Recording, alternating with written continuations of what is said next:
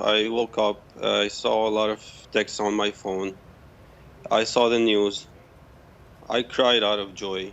I jumped. I thanked God. I don't know. I was overwhelmed. We've been asking for protection. We've been asking for consequences for more than 6 years. And today, for the first time, it happened. For the very first time, we see Assad held accountable just for once, held accountable for his crimes against humanity. I was overwhelmed.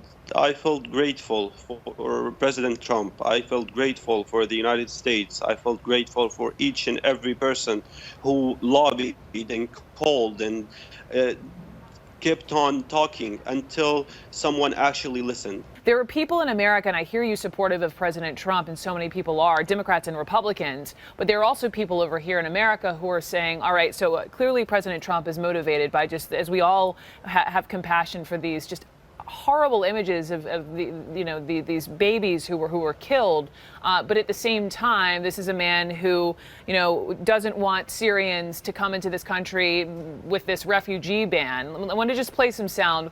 Hillary Clinton weighed in. We cannot in one breath speak of protecting Syrian babies and in the next close America's doors to them. Quickly, Qasim, how do you see that?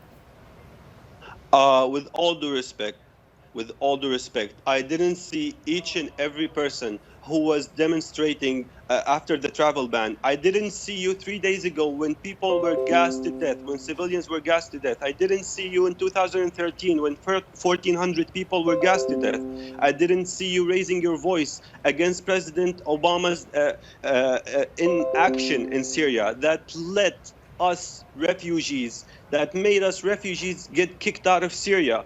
If you really care about refugees, if you really care about helping us, please help us stay in our country. We don't want to come to the United States. We want to stay in our country. We want to stay in our country. With all due respect, this is hypocrisy. If you really care, help us stay in our country.